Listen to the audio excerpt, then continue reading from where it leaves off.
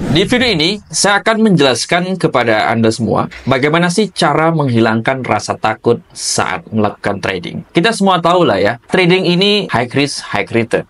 Tetapi kita tahu high risk, high return, kenapa masih ada yang berani, masih ada yang takut.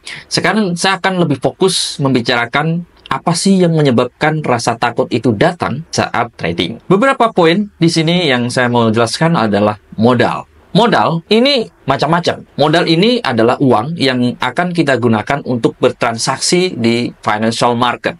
Oke, kenapa orang bisa takut? Modalnya satu ya minjam sama tetangga. Jelas kalau kalah pasti ditagih ya, tiap hari ketemu kan. Berikutnya modal dari pinjol. Nah, pinjol pasti akan ditagih terus. Ya kan? Ini nggak sehat sama sekali ya. Kemarin ada yang saya wawancara ya, seorang trader yang ngaku trader tapi bukan trader ya. Dia hanya ingin uangnya aja tanpa mau belajar dan terus belajar. Jadi dia modalnya dari apa? Dari motor. Motor yang dijual lalu didepokan ke broker forex. Nah, ini salah besar. Saya tidak pernah menganjurkan untuk trading menggunakan modal dari jual aset. Ya, jelas ini di luar konsep. Kemudian, modal dari mana? Dari perbankan, ya, dari pinjol, udah jelaskan tadi. Ini nggak sehat. Kenapa? Ya, kalau hasil minjem, kemudian hasil jual aset harta kita jadi berkurang. Artinya ini nggak sehat. Untuk modal sendiri, yang kita gunakan untuk trading itu adalah modal sampah. Ya, kalau modal dingin itu uang-uang ataupun barang-barang di kulkas itu dingin masih ada artinya kan, ya, masih bisa dimasak. Tapi kalau uang sampah misalnya, apakah kamu rela sampah bergunung-gunung ada di rumah? Wah, saya mau koleksi sampah, jangan-jangan nanti bisa jadi uang gitu. Itu kayaknya perlu diperiksa ya, apakah otaknya itu masih bagus atau bermasalah gitu. Ya jelas, kalau sampah itu pasti kita akan buang, ya kan? Mau di perusahaan ada sampah, ada juga ya. Kalau misalnya ada karyawan yang tidak mau kerja, yang malas-malasan, itu sampah itu. Jadi harus dibuang. Begitu juga di rumah tadi ya, ada sampah plastik, ada sampah bekas minuman, ada sampah buat bekas buah-buahan. Nah, itu sampah harus dibuang. Apa kamu ikhlas? Pasti ikhlas. Kalau dalam perut ada sampah, ada tai namanya. Itu sampah juga itu. Apakah kamu ketika ke WC terus membuang kotoran, apakah kamu, waduh saya nggak ikhlas ya, sayang ini ya. Tapi nggak ada yang kayak begitu. Pasti ikhlas itu. Itulah kalau kita punya modal sampah untuk trading, itu ya, hilang kayak mau jadi gajah kayak apa kan, itu bukan persoalan. Jadi mau profit besar ya alhamdulillah, mau hilang juga nggak masalah. Itu modal sampah. Oke, jadi modal sampah pasti ikhlas. Kedua, sering MC. MC itu apa sih? Margin call ya. Margin call ini ada macam-macam ya penyebabnya. Satu ya kebanyakan layer ya, dipencet aja terus buy, sell. Kebanyakan lihat grup-grup yang nggak jelas di Telegram itu ya. Kebanyakan itu sangat tidak mendidik gitu. Jadi dia pencet aja tuh buy, sell. Terus nggak pakai stop loss, nggak pakai take profit. Nah, kalau kamu nggak pakai take profit, dari mana kamu bisa menjaga ya uang kamu yang ada di broker itu ya? Terus aja kalau misalnya buy, terus turun. Ya kan? Nggak ada stop loss, terus banyak ruginya. Nah, begitu turun kamu buy lagi, martingale namanya. Itu menurut saya nggak sehat. Yang sehat itu apa? Yang pakai stop loss dan take profit. Karena kita bisa menjaga akun kita. Sekarang contoh gini ya. Kamu punya mobil, tapi remnya nggak ada. Nah, kira-kira selamat nggak itu? Ya pasti enggak. Ngebut nih misalnya. Ngebut. Mau ngerem, nggak bisa berhenti gitu ya.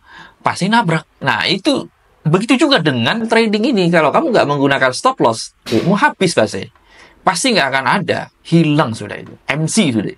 Apalagi ketemu di NFP ya, setiap sebulan sekali pada hari Jumat itu, pasti habis itu uangnya. Kenapa? Karena sering MC itu yang membuat jadi takut. Wah, kalau trading lagi, wah jangan-jangan MC lagi nih, baik, aduh turun lagi, wah itu. Jadi kalau kita sudah pasang stop loss, take profit, itu kita mau tinggalkan, mau liburan kayak mau kemana 2-3 hari baru selesai, itu nggak masalah ya. Jadi kerugian kita itu sudah terukur gitu ya. Kita misalnya probabilitasnya 1/2. Misalnya stop loss-nya 150 pip, kemudian take profit-nya 300 pip. Ya, itu kan sudah profit per 2 kali lipat dari kerugian tadi. Nah, Di sini kita menjaga akun supaya tidak hilang. Ya. Dalam hidup juga ada asuransi ya. Tapi untuk orang-orang kaya mungkin asuransi nggak ngaruh ya. Berikutnya adalah pengetahuan yang dangkal. Pengetahuan yang dangkal di sini apa sih? Ya banyak ya. Seperti kemarin saya wawancara orang itu dangkal juga namanya. Dia sebenarnya tidak niat untuk trading katanya, tapi cuman dia hanya niat nyari uang katanya. Ya nyari uang benar, tapi kan kita harus pelajari ya trading itu. Gimana cara mencari uang? Nah, kalau misalnya bangun warteg, bisa nggak masak? Kalau nggak bisa masak, gimana caranya kita meng-hire tukang masak? Ya kan? Terus kalau kita sudah punya tukang masak, ngerti nggak cara servisnya? Mungkin di warteg kita taruh cewek-cewek cantik lah gitu ya. Kembang desa ya namanya itu ya. Nah, itu yang akan melayani, bukan tukang masak. Ya, dia kembang desa ini bertugas untuk melayani pembeli ya, supaya om-om itu pada suka datang atau ya ramah lah. Gimana sih orang cewek taruh situ ya, cocok lah untuk melayani itu ya. Oke, kemudian marketingnya gimana supaya ya itu proses tadi untuk taruh kembang desa tadi itu proses marketing juga. Gimana sih caranya supaya banyak yang datang ya? Bisa pakai Google Maps, bisa pakai Google Ads dan sebagainya. Itu juga bagus. Jadi bangun warteg aja kita harus tahu marketing, kita harus tahu servisnya gimana, kita harus bisa masak enak, baru wartegnya laku. Tapi kalau nggak enak ya udah nggak usah jadi pebisnis kuliner gitu. Kalau nggak enak. Jadi pengetahuan dangkal ini bisa memicu rasa takut untuk trading juga. Misalnya mau buy ya, misalnya apa alasan kamu buy? Kamu ngerti nggak itu buy? Risk manajemennya gimana? Modal kamu berapa? Dan berapa yang kamu pakai untuk entry? Berapa lot? Kemudian ini kalau stop loss, kena ini berapa yang hilang? Kamu udah tahu, yang hilang sekian misalnya 10 lot. Yang hilang cuma $13.000. Ya kan? Kalau misalnya profit bisa $33.000. Ya kan? Jadi udah kebayang gitu. Uang saya hilang sekian, yang saya dapatkan sekian. Ya kan? Jadi benar-benar sudah paham di situ. Kemudian berikutnya adalah kurang kerjaan. Nah, ini juga sama nih. Kurang kerjaan ini bisa memicu overtrade, ya. Misalnya kurang kerjaan itu ya ada dua hal ya. Memang satu pengangguran ya, dia nggak ada kerjaan, dia cuman dapat duit sedikit dari ibunya, mungkin dikasih uang jajan di depoin gitu. Atau memang ada tabungan itu dipakai untuk trading, itu nggak ada kerjaan ya, nganggur. Atau juga pebisnis yang memang mungkin bisnisnya udah jalan ya, tapi memang dia mendedikasikan orang untuk mengurus bisnisnya, akhirnya dia punya banyak waktu ya, spare waktu banyak. Ini yang saya maksud kurang kerjaan ini adalah pasti dia sehari-harinya itu ngelihat chart ya. Kebanyakan dia chart itu pasti punya spekulasi, wah ini naik, ini turun, ini naik, ini turun. Jadi tidak ada analisa khusus atau tidak ada analisa yang mendalam sebelum dia entry market gitu. Jadi kalau kebanyakan waktu kosong tidak mengurusi bisnis, itu biasanya itu akan lihat chart terus dan pencet-pencet aja tuh buy sell. Jadi solusinya gimana? Banyakin kerjaan ya.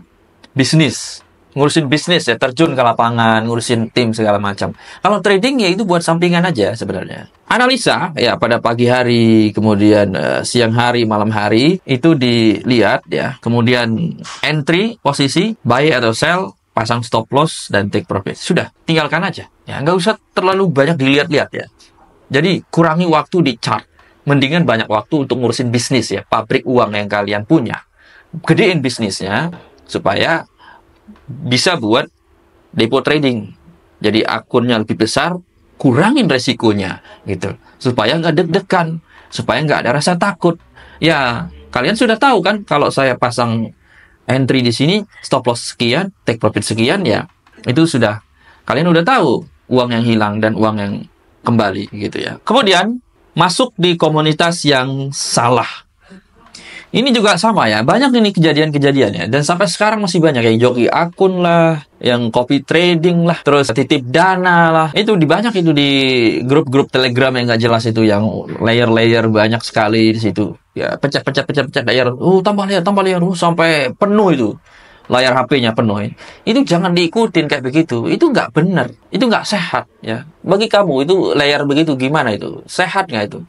Untuk risk manajemennya berapa? Cukup 1-2 ya, satu single entry dan sebagainya. Itu yang lebih sehat, terukur berapa yang hilang, berapa yang masuk.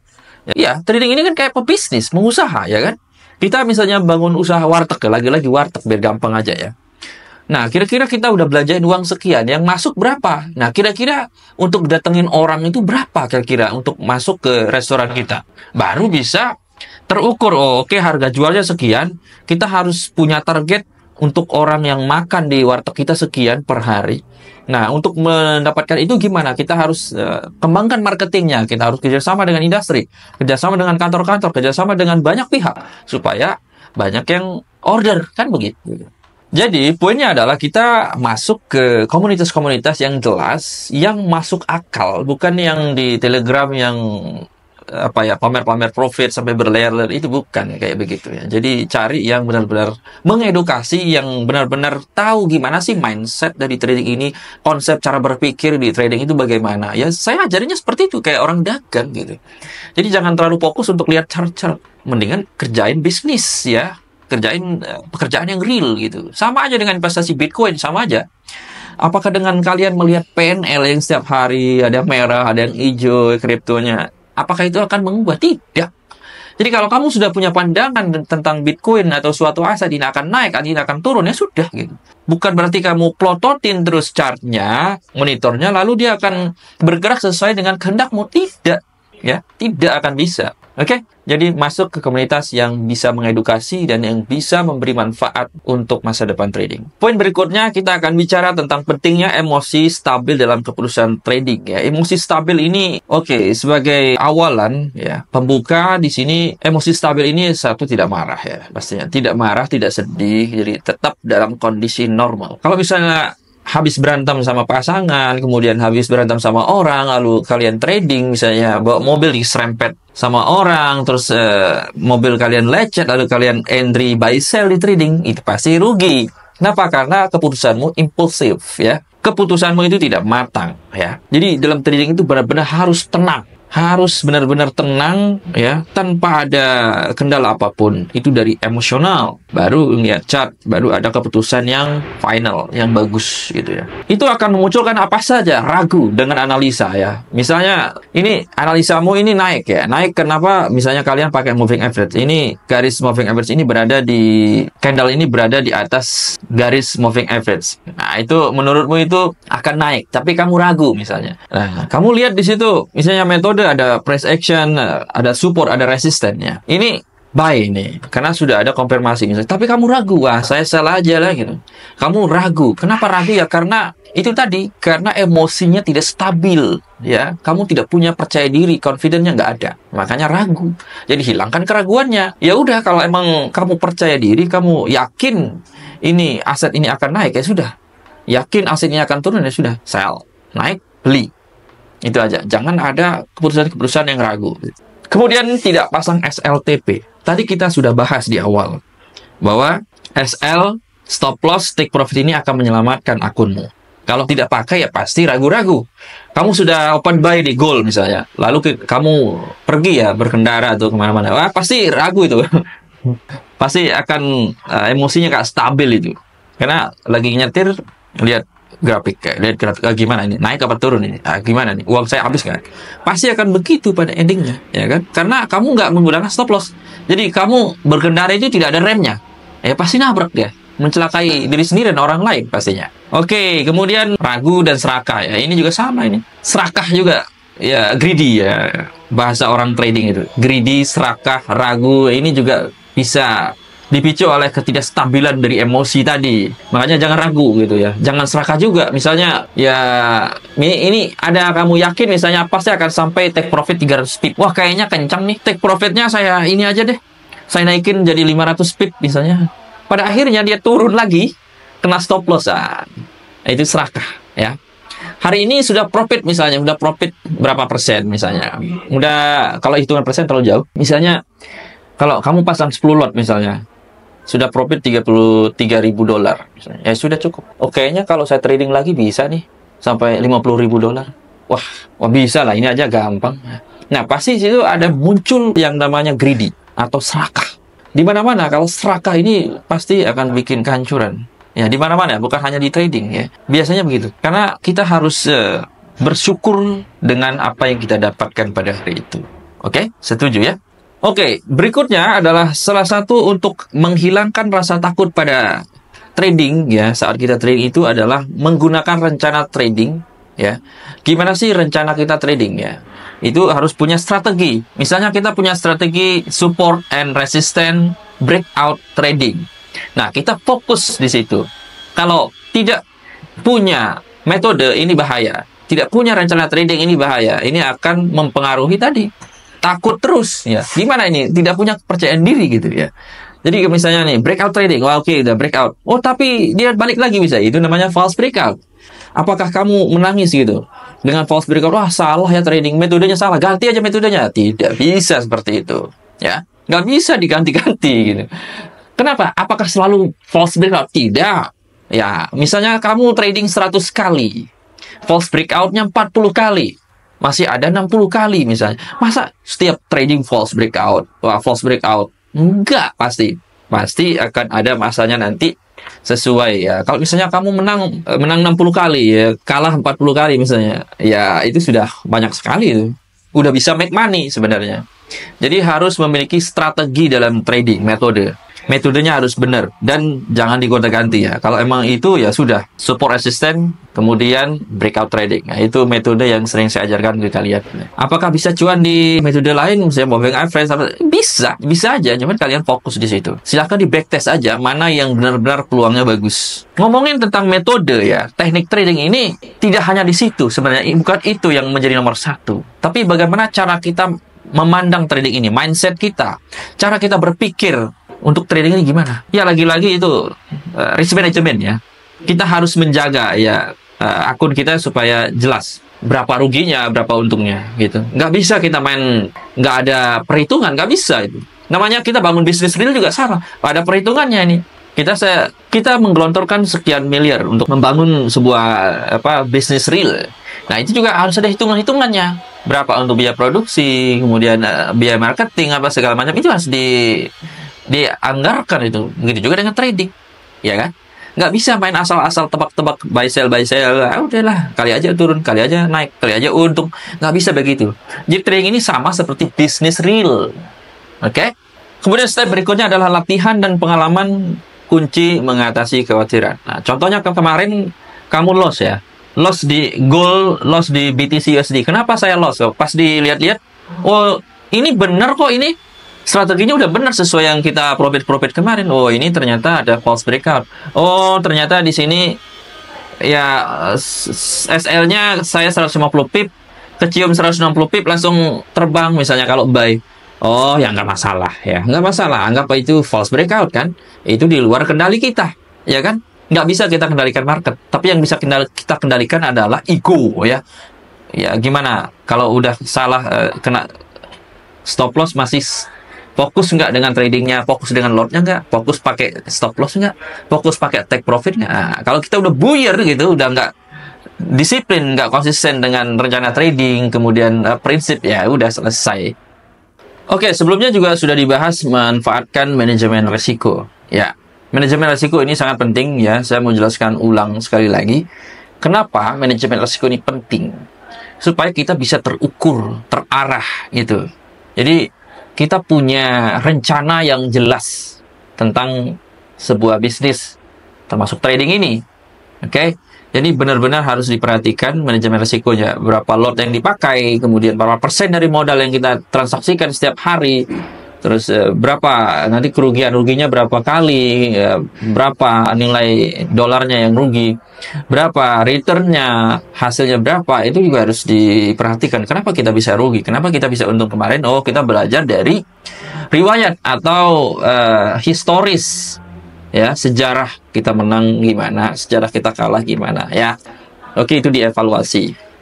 Oke, pahami bahwa kehilangan adalah bagian dari proses ya, bukan sebuah kegagalan ya. Kamu kehilangan uang di trading itu bukan sebuah kegagalan, tapi itu bagian dari proses. Kalau kamu tidak pernah merasakan kegagalan, artinya kamu tidak akan bisa merasakan keberhasilan ya kan. Kamu pernah gagal kan? Nah, ketika kamu berhasil, kamu bisa merasakan enak. Oh, ternyata saya gagalnya ini. Oke, saya tidak disiplin, saya tidak konsisten dengan rencana trading, dengan technical metode yang saya punya. Oh itu, berarti saya harus perbaiki. Saya harus benar-benar fokus dan konsisten dalam rencana trading. Ya, seperti itu ya. Jadi jangan kebalik ya. Misalnya kemarin kamu trading ya, stop loss 2 kali ya di Gold dan BTC. Oh, ini saya sudah gagal ya. Bukan, kamu belum gagal. Tetap disiplin, konsisten ya. Kalau misalnya benar-benar fokus ya, benar-benar kamu bisa pelajari riwayat atau sejarah kamu menang, sejarah kamu rugi ya, kamu pasti berhasil. Kenapa? Karena masa iya kamu tidak belajar dari kesalahan, gitu kan? Kita misalnya bawa kendaraan, kita tahu di situ ada lubang ya. Setiap hari kita pulang ke situ, kita pasti ingat, oh di situ ada lubang. Setiap kali kamu lewat di situ ada bakso ya, pasti kamu ingat, oh di situ ada bakso. Artinya kamu secara nggak langsung otak bawah sadar kamu itu sudah tahu, oh saya nggak mau melakukan ini lagi, saya nggak mau entry di model seperti ini, grafik seperti ini karena saya pernah rugi di sini. Nah, jadi tahu kan? Poin berikutnya adalah fokus pada proses, bukan pada hasil. Maksudnya gimana itu? Ya, kamu fokus pada proses bagaimana kamu bisa memutuskan untuk entry buy. Bagaimana kamu bisa memutuskan entry sell. Bagaimana kamu putuskan untuk cut loss. Bagaimana kamu bisa memutuskan untuk tidak masuk entry. Itu juga kamu bisa pelajari. Kemarin kita nggak trade. Iya, nggak trade. Kenapa nggak trade? Ya, karena begini. Marketnya nggak ada volume ya. Marketnya nggak jelas. Konfirmasi candlesticknya nggak ada. Jadi kita nggak trading. Ya, itu sejarah juga. Itu keputusan ya. Fokus di situ dan konsisten. Kalau kita fokus pada akhir nih, profit. Kita nggak tahu proses profitnya itu apa. Oke, rugi. Proses ruginya gimana? Kita nggak tahu. Pokoknya ya hasil akhir itu pokoknya gimana caranya saya bisa beli BMW. Bagaimana caranya saya bisa dapat uang sebanyak-banyaknya. Bukan itu motivasinya menurutku kurang tepat ya. Gimana caranya kamu berproses mengelola emosi, bagaimana berproses untuk bisa win atau menang, itu prosesnya bagaimana? Oh, kamu teliti, oh begini. Rugi, oh iya begini. Ternyata ini yang bikin rugi. Stop loss 150, ternyata 152, ambil stop loss langsung naik, langsung turun misalnya. Ya, itu. Jadi tahu penyebabnya loss apa gitu. Oke, di situ. Berikutnya adalah inspirasi dari trader profesional. Nah, ini penting juga. Apa sih rahasia mereka? Oke, ini penting juga untuk trader profesional ya. Kalian yang masih pemula perlu juga ada connecting dengan mereka biar mereka bisa cerita gimana sih strateginya. Kemudian pasti kalian gabung di komunitas sebagainya, kamu pasti bisa beli pengalaman dia ya. Nanti dia akan bercerita pengalaman begini. Ini loss kenapa, pasti akan dikasih tahu seperti itu. Nah, ini lossnya begini, kita menangnya begini. Itu yang perlu kita ketahui, oke? Dan video-video seperti itu saya akan terus bikin nanti supaya menjadi pembelajaran karena ini eksklusif hanya ada di sini. Terus belajar ya dan evaluasi diri. Sama, penjelasannya seperti tadi, terus belajar, jangan pernah berhenti ya, karena market ini dynamic ya. Financial market, ini forex market ini adalah dynamic market, nggak statis. Ya, kalau statis mungkin banyak yang pinter kali ya. Marketnya beda-beda. Hari ini kita ketemu dengan pola seperti ini. Gimana caranya? Oh, kita nggak usah trading ya. Kita menunggu pola yang kita bisa, ya kan? Jangan pola begini, oh metodenya ini. Pola begini, metodenya itu. Ya tunggu aja benar-benar momentum yang bisa kita pertanggungjawabkan. Maksudnya, oh ini. Kita biasakan masuk di model seperti ini polanya. Ya sudah, masuk gitu. Jadi seperti itu, belajar terus dan evaluasi diri setiap saat. Oke, semoga video ini bermanfaat. Sampai jumpa di video berikutnya.